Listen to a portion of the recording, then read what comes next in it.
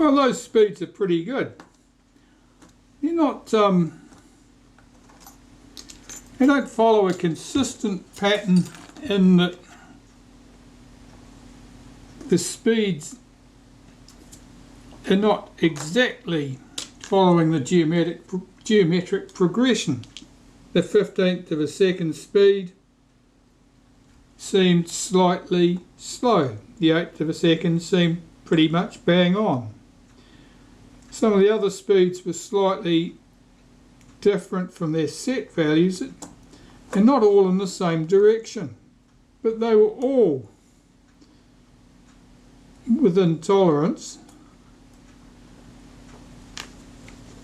and you couldn't mistake one speed for the next one down the series. So they are certainly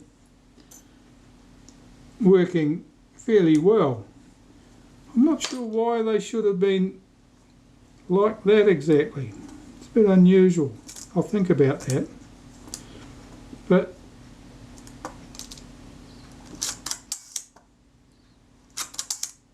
certainly works reliably enough. Let's set the self timer. See how it goes.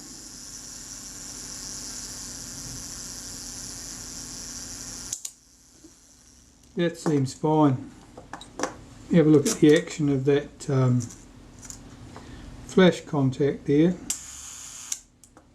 Making sure that that's making correctly.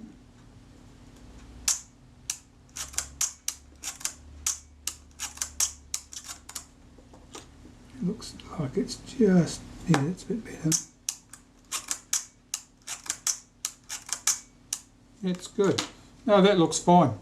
Right, get this in its case. So I'll clean its case up and we'll get this thing in here. It's important that this track be nice and clean, because if the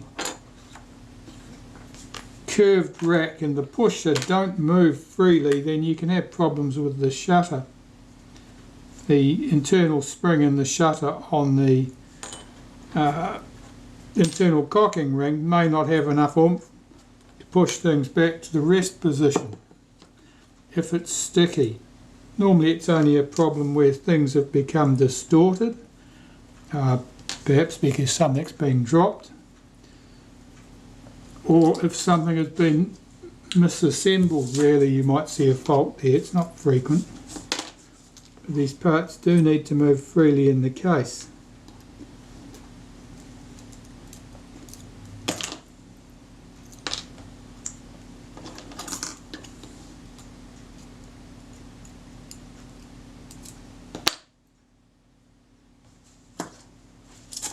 If I cock the shutter, I can get this case in position. Can you see what I'm doing? Yeah, just about. The flash contact has to go into here, so that's pulled that back into place. That's good. 3 screws held that together.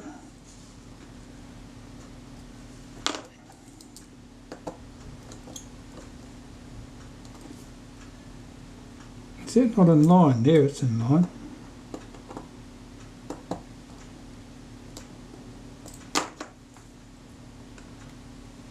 These 2 screws. Now one of them is larger diameter than the other one. Very occasionally you'll come across a shutter where they're both the same because someone's lost one and they've put the wrong replacement in the other position. I had one like that recently. And it's not uncommon to find that one of these 2 screws is missing entirely. And I've never been sure whether that's because it's fallen out, come loose and fallen out in normal use, or whether it's simply been lost during an earlier service. You're never quite sure about things like that. Things don't always get put back where they came from. Right, so the front rings.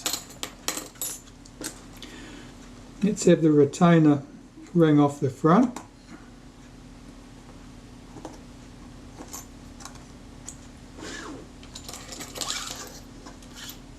Let's have a look at these rings.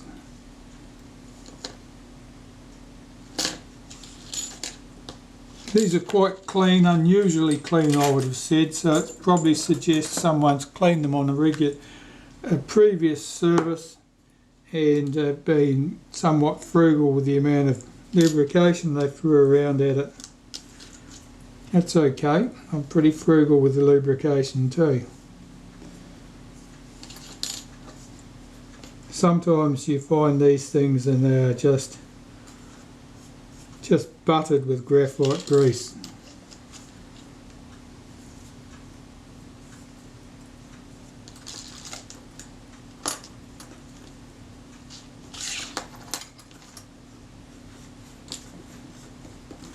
This piece is almost always somewhat greasy.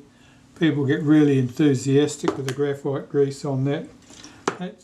It just provides our detents for our shutter speeds, and to be quite honest, it didn't need to have a bucket of graphite grease stuck on there. It makes a hell of a mess. It's very hard to see the back of.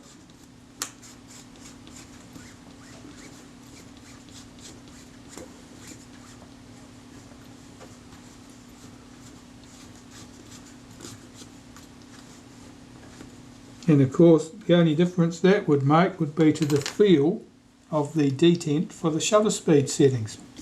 It wouldn't actually have any bearing on the function of the shutter itself. Right, so this piece I normally rub a molybdenum paste on the inside, outside edges and the bottom surface, not the top surface. This hooks into here in that groove.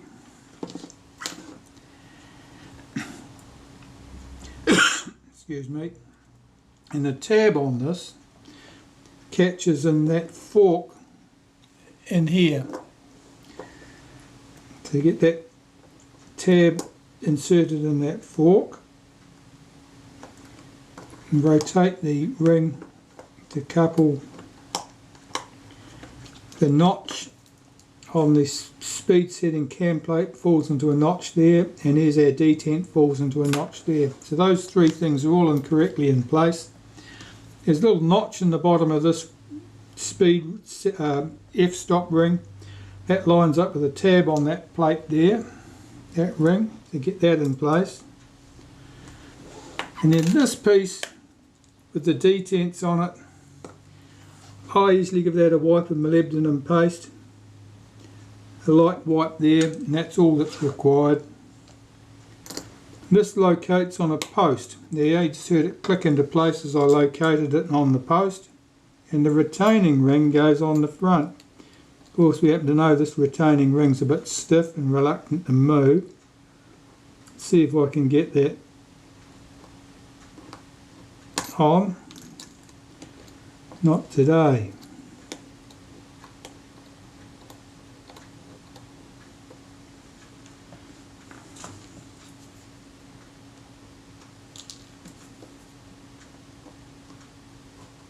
Yeah, now we're away. Must be a tight spot on the thread there. Of course, that ring is quite thin. If someone's cross-threaded at any time, that creates a problem that's not going to go away. It never goes away by itself. You're stuck with that sort of fault for life. Once the thread's damaged, it'll never go on smoothly. I'm just backing this off until I get the detents feel positive without the action being stiff.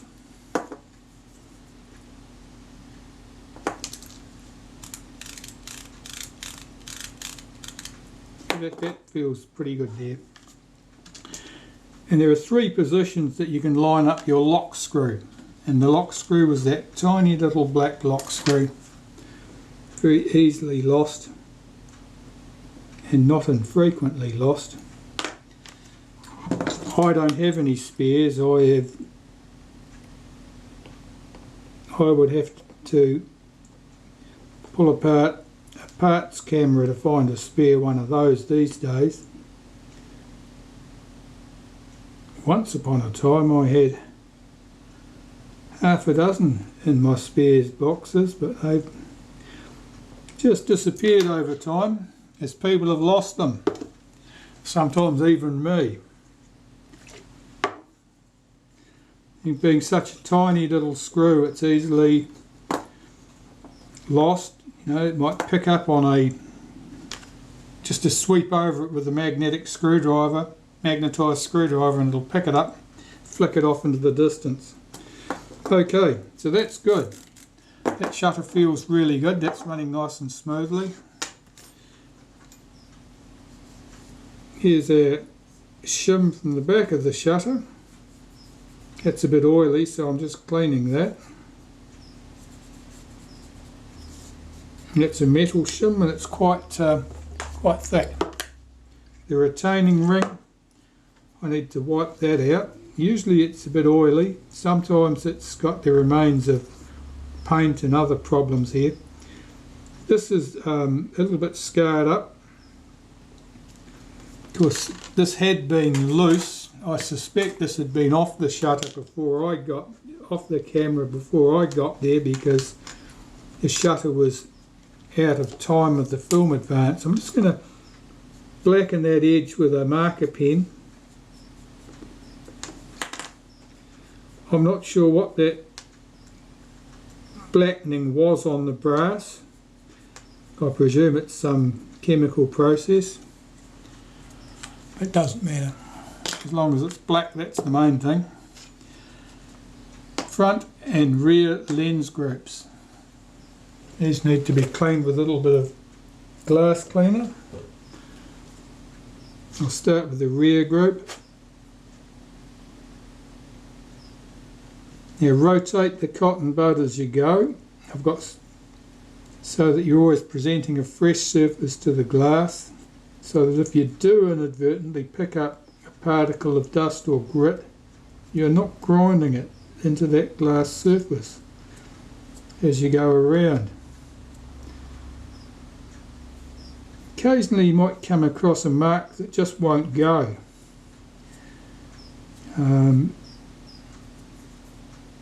That can be for a variety of reasons. There might be physical damage on the glass. It might be a chip that you're looking at. It might look like a speck of dust. It might be a chip. They're never going to go, of course. You can't polish chips away.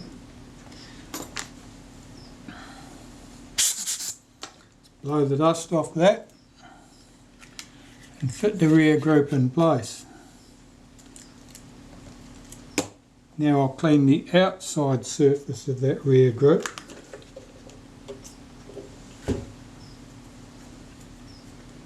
This is actually quite clean. Well, since I'm fairly sure whoever had a go at this last time had the shutter out, chances are they had the shutter out to clean the lens, so that's probably explains the good state of the lens. And here I'll just run around that mount with some naphtha on a cotton bud to remove anything there. Now that's exceptionally clean. There's hardly any fingerprints on there. That's not common.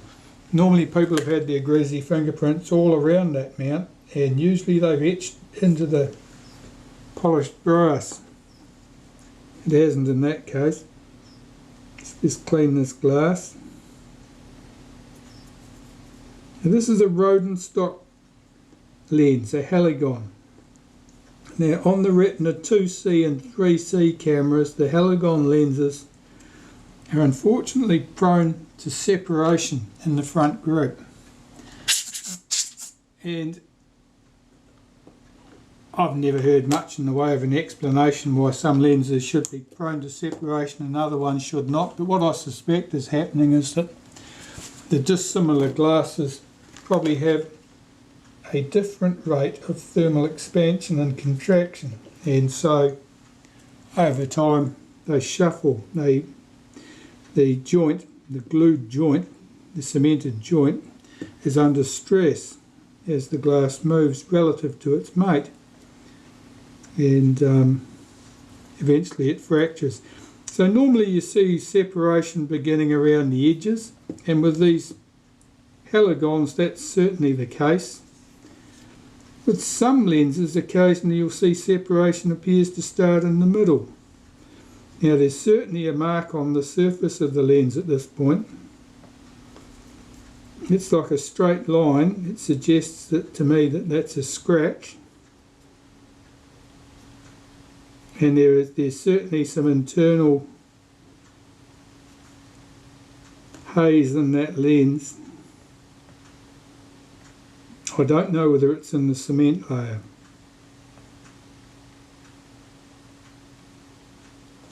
And I don't know whether it's worth chasing that. I just saw a speck of dust sitting on that shutter.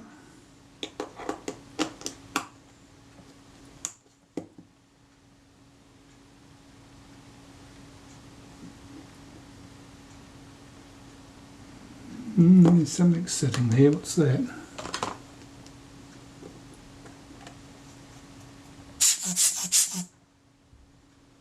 Oh, it's definitely that little dot I could see is definitely internal.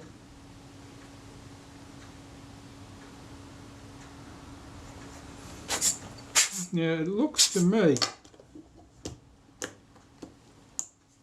the front retaining ring here looks to me like someone's had that off, so they probably had that glass out to clean it, and they may not have made a thorough job, so it's possibly worth having a look at seeing if I can get that off and do a better job myself. Let's see if that retainer ring's going to move. It is, it's loose. Okay, so the retainer ring's loose. We'll have that off. I just touched that with the tip of the screwdriver and I could see it was rotating loose. Now that's unusual, and it means that someone has been in there. It means that there's a reasonable chance that I can clean that glass better than they did.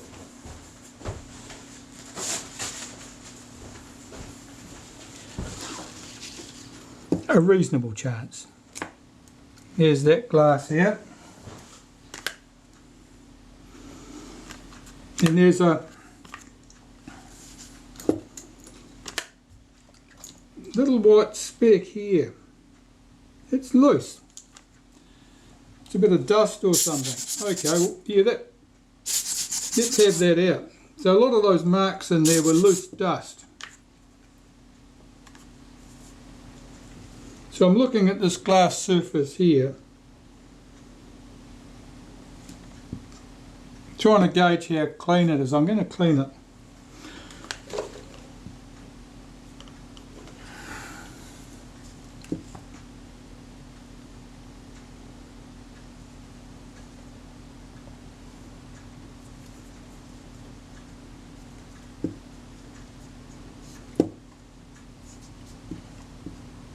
Now when it comes to opening lenses up to clean them, discretion is the better part of valour.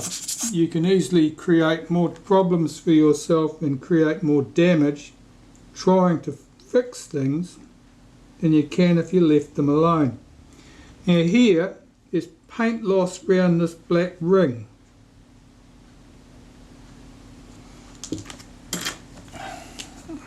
I'll see what that looks like with a touch of this black pen. Whether it looks better or worse.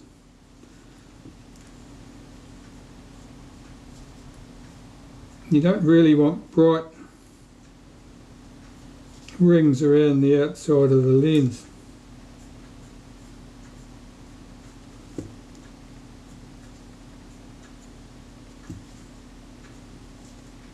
Oh, that looks better. So the front glass, I'll need to put that on something to clean it. Right, here I've got the top off a film cartridge. That'll do, or film can. That'll do nicely to hold this. Just need something to support it while I clean this internal surface.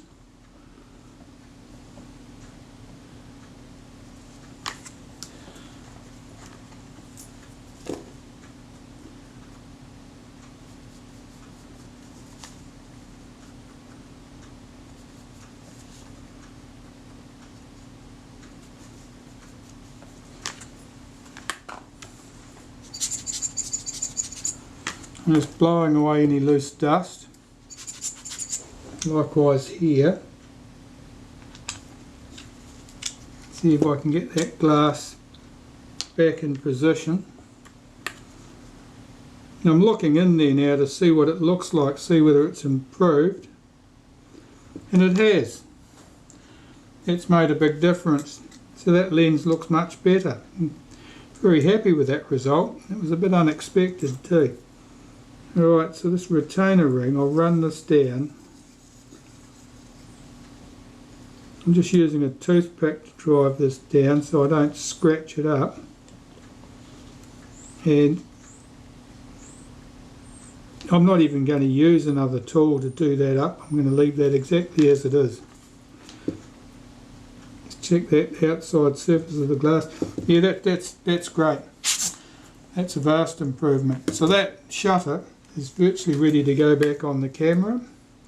What have we not done? Is that screw in for that clamp? Yes, that's done. Rear lens groups in. Here's the camera body. Put our shim in place here. Get the shutter on the body. Rack that forward. Zoom out a bit so you can see something. Rack this forward. Get that about there is probably a good place to start. Check to see if we can cock the shutter. Didn't quite cock. At least one more tooth over.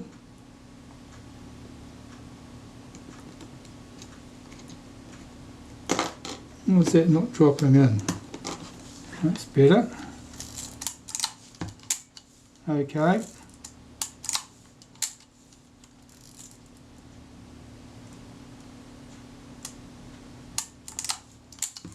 No, that seems to be cocking fine at that point, so we'll call that correct. And put the retainer ring in place.